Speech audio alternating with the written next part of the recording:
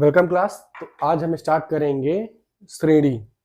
समांतर श्रेणी का क्वेश्चन एक आता जरूर है एग्जाम में, लेकिन इसको सॉल्व करने से पहले मैं आप लोगों से एक बात बताना चाह रहा हूँ कि अभी आज मेरे पास दो क्वेश्चंस आए थे, वो भी थ्योरम थी। शायद कौन सी थ्योरम थी? BPT theorem. तो देखो, मुझे थ्योरम कराने में कोई इशू नहीं है, मैं करा दूंगा। दो बार तीन बार में आ जाएगा, थ्योरम आ जाएगी, मुझे कोई दिक्कत नहीं है।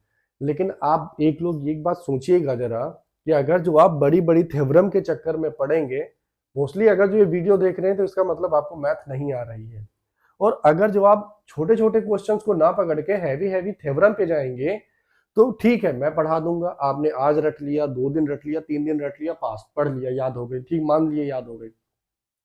जिस दिन पेपर आएगा, मैं 99 नहीं 100% श्योर हूं वो थ्योरम आप 1% 1 मिनट भी नहीं लगाएंगे भूलने में। मैं यहां तक कि इतना श्योर हूं, जो कल मैंने जो थ्योरम कराई थी, जो इरेशनल प्रूफ करने की मैंने थ्योरम कराई थी, 90% लोग वो भूल जाएंगे। वो भी थ्योरम आएगी जो ये दिया है आज मुझे, बीपीटी थ्योरम।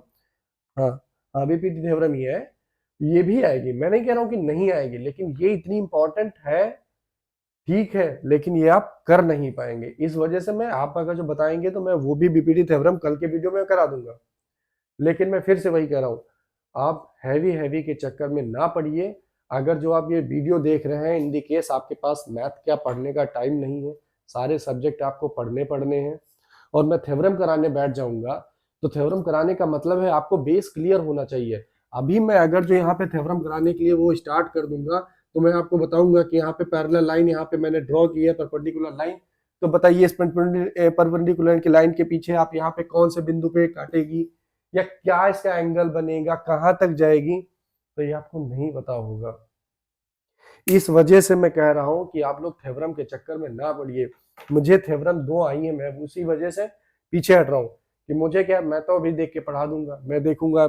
जब मैं पूरी मैथ पढ़ के जब अपने टाइम पे गया था, मुझे पूरी आती थी मैथ में। मेरे 100 आउट मार्क्स से शायद शायद 87 नंबर है मेरे।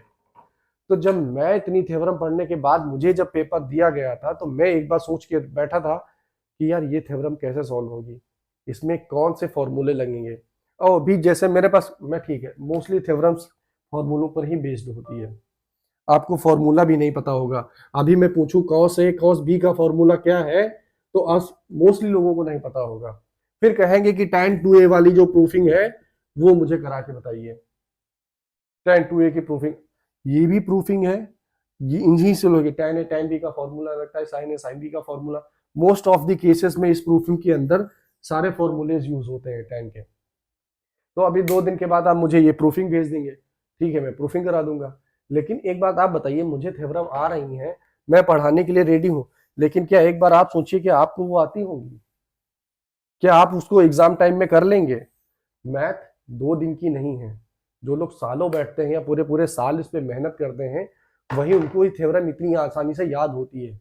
और आप लोग सोच रहे हैं कि एग्जाम में 1 दिन पहले 10 दिन पहले आप थ्योरम पढ़ेंगे, आप जाके एग्जाम में थ्योरम याद करके लेके आएंगे। चलो ठीक है, एक टाइम पर मान लिया आपने एक थ्योरम याद कर ली, इन केस नहीं आई, या कह रहे हैं वो भी सही से नहीं याद हुई, 2 तो थ्योरम आ गई, तो आप 2 थ्योरम के चक्कर में आप 4 घंटे पढ़ेंगे। मैथ के पेपर वाले दिन की बात कर रहा हूं। जब आप थ्योरम पढ़ेंगे तो कम से कम आप 4 घंटे उसको बैठेंगे, बार बार रिपीट करेंगे, बार बार याद करेंगे, बार बार रिपीट करेंगे, याद करेंगे। अब उस 4 घंटे के अंदर, अब सोच लीजिए 4 घंटे के अंदर आप 10 क्वेश्चन तैयार कर सकते थे, और 10 क्वेश्चन में अगर जो मैं मान लू 2-2 नंबर के लिए, तो आपके ये 20 नंबर आपके रेडी हो जाएंगे। थ्योरम कितनी आएगी? 5 नंबर की आएगी, वो भी पूरी आप सही नहीं कर पाएंगे, उसमें भी नंबर मिलेंगे आपके 2, उसमें भी आपको नंबर मिलेंगे 2। तो क्या फायदा है इसका? इस तरीके की थ्योरम का क्या फायदा? क्योंकि आप उसकी ना तो इतनी थ्योरी लिख पाएंगे, और ना ही इतने उसके प्रॉपर तरीके से प्रूफ कर पाएंगे। तो इस वजह से मैं कह रहा हूं कि थ्योरी, इतनी थ्योरम पे ज्यादा फोकस ना करके, जो छोटे छोटे सवाल हैं, जो इजी इजी सवाल है, जिनसे आपको स्कोर करने का बढ़िया मौका मिलेगा, उस पर फोकस करिए। आप क्यों थ्योरम पे पीछे भाग रहे हैं?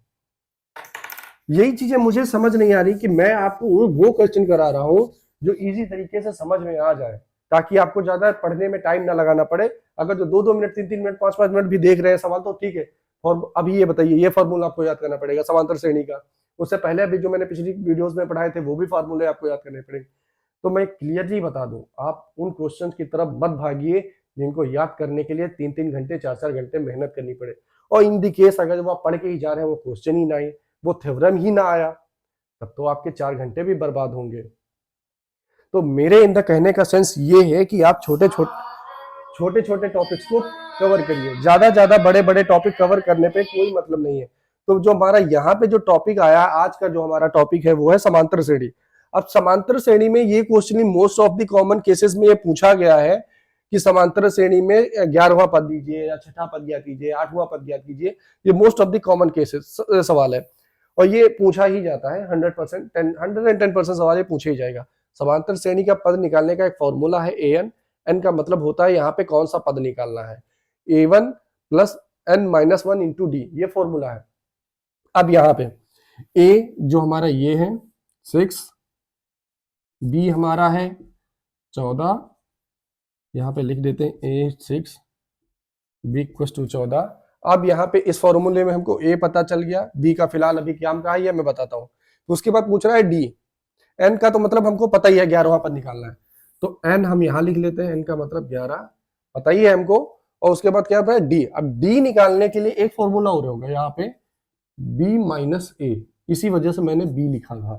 तो यहाँ पे पहले d निकालेंगे, d इक्वल टू b क्या है 14 माइनस 6, ठीक आया 8। तो यहाँ पे जो हमारा d आ गया वो आया 8। अब ये तो हो ही गया, अब बस केवल और केवल फॉर्मूले में वैल्यू रख देनी है और आपका आंसर आ गया। ए कौन सा पूछ रहा है 11वां पद इक्वल टू ए की यहाँ पे वहां पे वैल्यू रखेंगे, वैल्यू क्या है कि 6 प्लस n-1, n हमारा क्या था, n तो सबको पता है 11 माइनस 1 इंटू डी की जगह पे क्या, डी की वैल्यू क्या है 8, डी की जगह पे रखेंगे हम 8। तो a 11 पर 6 प्लस 11 माइनस 1 10 इंटू 8, ये यहाँ से मल्टीप्लिकेशन में आएगा। तो 6 प्लस 80 इक्वल टू 86, यानी जो 11वां पद इस श्रेणी का आएगा वो आएगा 86। अब इस सवाल को करने में आपको कितने मिनट लगेंगे, बहुत ज्यादा 2 मिनट, 2 मिनट से ज्यादा नहीं लगेगा। और इसको पढ़ने में भी आपको बहुत ज्यादा 5 मिनट 10 मिनट 15 मिनट, अगर जो फॉर्मूले याद है तो 2 ही मिनट में। मैं यही चीज आपसे बताने की कोशिश कर रहा हूँ। ये सवाल आएगा 2 नंबर में, 2 नंबर में आएगा, 1 नंबर में आए, तो आप छोटे छोटे सवाल को पकड़िए ताकि इजी तरीके से आप पास हो जाएं, स्कोर कर लें। अगर जो आप थ्योरम के चक्कर में पड़ जाएंगे कि हाँ इसको प्रूव करिए, तो आप नहीं कर पाएंगे, आप 100% फेल का होके आ जाएंगे। तो मैं ये नहीं कह रहा हूँ कि आप फेल हो जाए, आप छोटे छोटे सवाल देखिए जो मतलब इंपॉर्टेंट है, जो इजी तरीके से। अभी एक क्वेश्चन मेरे पास सेट्स आए थे, उस सेट में मैंने क्वेश्चन ऐसे स्क्रॉल करते हुए देखा था, √2 प्लस साइन 60 इसकी वैल्यू। ये शायद क्वेश्चन मैंने अभी जो सेट्स मेरे पास आए हैं, ठीक, उस सेट्स में ये क्वेश्चन है, ये क्वेश्चन दिया हुआ है √2 प्लस साइन 60। अब इसको सॉल्व करना भी बिल्कुल आसान है, जब तक आपको साइन 60 की वैल्यू नहीं पता होगी आप इस क्वेश्चन को सॉल्व नहीं कर पाएंगे। तो इसी वजह से कह रहा हूं मैं, छोटे छोटे सवाल करिए, ज्यादा बड़े सवाल पे मत भागिए। मेरे पास एक इंपॉर्टेंट क्वेश्चन की लिस्ट भी आई है, फिलहाल ये सीबीएसई बोर्ड के सिलेबस के अकॉर्डिंग आई हुई है, लेकिन मैं इसमें से वो क्वेश्चन पुट करूंगा जो यूपी बोर्ड में मोस्टली पूछे जाते हैं। तो आप वही छोटे छोटे सवाल, यही है फिलहाल आया है, क्वेश्चंस की लिस्ट है कुछ। तो आप मेरा in the sense last time में यही भी कहना है कि आप बड़े बड़े क्वेश्चन की तरफ मत भागिए। आपकी मैथ इतनी स्ट्रांग नहीं है कि वो थ्योरम आप याद कर ले। और मैं फिर वही बात रिपीट कर रहा हूँ कि आपको थ्योरम में पढ़ा दूंगा, याद हो जाएगी, आज याद कर लेंगे, 2 दिन याद रहेगी, लेकिन एग्जाम टाइम में जब इतना बड़ा सिलेबस आपके साथ में होगा तो आप वो एक थ्योरम 100% में गारंटी दे रहा हूँ नहीं याद कर पाएंगे। या तो आप बहुत पहले से स्ट्रांग करके उसको रेडी करके रखे होते कि हाँ मुझे वो थ्योरम आ रही है, बहुत अच्छे से तैयार है, तब तो आप थ्योरम कर ले जाते। लेकिन आप सोच ली है एग्जाम के मैं 10 दिन पहले वो थ्योरम पढ़ रहा हूँ, तो अगर जो ये आपको फिक्स पता हो कि वो थ्योरम आएगी तब तो आप बिल्कुल रट के जाइए। लेकिन आपको खुद नहीं पता है कि एग्जाम में क्या आएगी, तो आपको उस थ्योरम में पढ़ने से कोई फायदा नहीं है। 3 चक्कर मुझे बोर्ड्स हटाना पड़ेगा, ये डिलीट करना पड़ेगा सब, उसके बाद इसमें मेरा भी टाइम जाएगा, आपका भी टाइम जाएगा। लेकिन फिर भी आपको अगर जो वो थ्योरम जितनी भी है पढ़ना है, मुझे भेज दीजिए, मैं फिर भी वो पढ़ाने के लिए तैयार हूँ। लेकिन फिर ये मत कहिएगा कि फेल हो गए, आया नहीं। तो इसी वजह से मैं छोटे छोटे क्वेश्चन को पकड़ रहा हूँ ताकि छोटे छोटे क्वेश्चन सॉल्व हो जाए। एक क्वेश्चन और है इसी वीडियो में पढ़ा दे रहा हूँ। मोस्ट ऑफ द केसेस ये भी क्वेश्चन पूछा जाता है और एक सेट में मैंने ये क्वेश्चन देखा भी है, उसकी कुछ वैल्यू अलग अलग दी हुई है लेकिन इसी टाइप से आएगा। मेरा क्वेश्चन अब दिख गया मुझे तो मैं वो भी बता दे रहा हूँ। 182 एंड 78 का HCF होगा। ये भी question most of the cases में मैंने जो सेट मुझे आज मिले हैं, जो मेरे पास फॉरवर्ड में आया है, ये क्वेश्चन उसमें भी इस तरीके का है। तो इसमें भी कुछ नहीं है, आपको सबसे पहले 82 का फैक्टर निकालना है और 78 का फैक्टर निकालना है। दोनों के फैक्टर यहां पे लिखेंगे 182 = 78, दोनों को फैक्टर यहां पे लिखेंगे और दोनों में जो कॉमन होगा वही HCF होगा। करके दिखा दे रहा हूं आपको। 2 से 2 9 18, 2 1 कम, फिर 2 से तो कटेगा नहीं, 2 3 6, 2 से नहीं का किसे कटेगा, 2 9 18, 2 1 कम 2, किसे कटेगा, 3 से काट के देखें, नहीं 3 से भी नहीं कटेगा, 3 3 9 1 बच रहा है लास्ट में, 3 से भी नहीं कटेगा, 4 से काटो, 4 1 कम 4, 4 नहीं, 5 4 5 नहीं, ये भी नहीं, 5 से 5 4 आया, 40 होता नहीं, 6 कम से 7 7, तो हाँ 7 से कटेगा, 7 1 कम 7, 2 बचा, 17 21, ठीक, 7 से कटा। यही कह रहे हैं, जब तक आपको प्रैक्टिस नहीं होगी आप इतनी जल्दी इसको तोड़ नहीं पाएंगे कि किससे कटेगा। प्रैक्टिस से ही आपको इतनी जल्दी फर्स्ट प्रैक्टिस पता कर लेंगे कि हाँ 7 5 से नहीं कटा, 6 से नहीं कटा, 7 से कटेगा, 7 से कटेगा। इस वजह अब 13 एक ऐसा प्राइम फैक्टर नंबर है जो सिर्फ 13 से ही कटेगा।